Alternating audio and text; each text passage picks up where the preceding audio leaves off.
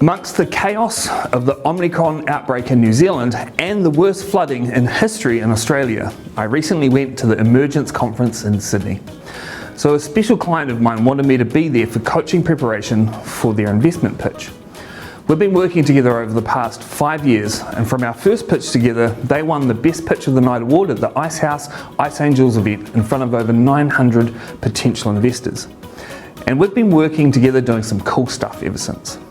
So including the coaching work I was going to be doing in Sydney, I was also excited about the conference itself, because I was expecting to see a level of presenting and pitching that I've not seen in New Zealand. I mean, it's the big smoke. It's a showcase of the era of exponential innovation. It's Sydney. Over the past few years, I've been collecting images and photos of terrible PowerPoint from here in New Zealand. And I've kind of laughed to myself, New Zealand is behind the times and needs to catch up to the rest of the world and start producing some functional PowerPoint that focuses more on image-based, emotion-triggering minimization that's made for the audience and not for the speaker. All this time I've been seeing companies fly Australians out to New Zealand because they come from overseas. The big city folk that can show us the era of our backwater ways and drag us kicking and screaming into the 21st century. They pay stacks of cash to bring in the experts, the big cheese, the whopper with fries. So I went to Sydney with big expectations, and I got let down hard. Throughout the entire day, I watched as one after the next the speakers got on stage and were introduced.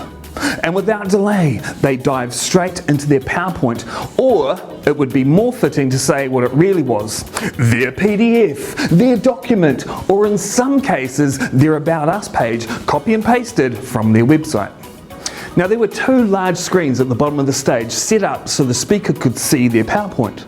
Usually these screens are only used as a guide to keep track of your presentation. However, everyone was using the screens to read their PowerPoint. Now, this is pretty much the most basic don't do this stuff that I talk about with people, and one of the biggest pet peeves of an audience.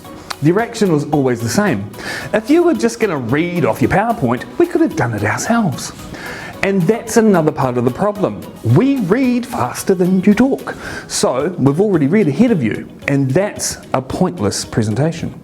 In all seriousness, if you're going to read from notes, then read from notes. There's nothing wrong with wanting to make sure you get your message right. It is important. But do it on purpose and with purpose. Pre-think and pre-design your script and PowerPoint with the intention of reading from a script from the lectern and commit to that course. That way you can have minimal content on your PowerPoint because you will have a dedicated script that you're going to read off separately. Now, there's another reason why those PowerPoints are overflowing with information. And that's because people will sometimes ask for you to send out your deck, especially if you're pitching for investment. That slide deck should be the one you make specifically to send out afterwards. That slide deck can be full of all the relevant information because they will have time to read it at their leisure. And by then you will have hooked them with your initial presentation and they will want to know more. That's when you give them more. The initial presentation is like they found your profile online. They liked what they saw and now they're asking for a second date. That initial pitch is the wow with an idea in the simple possible way. How you present information says a lot about how much you respect the person receiving it. You can either care that it's short, simple and easy to understand, or you don't. You either do the hard work yourself in simplifying your content, or you expect them to do it for you. And that's the kind of person you might also be like to work with.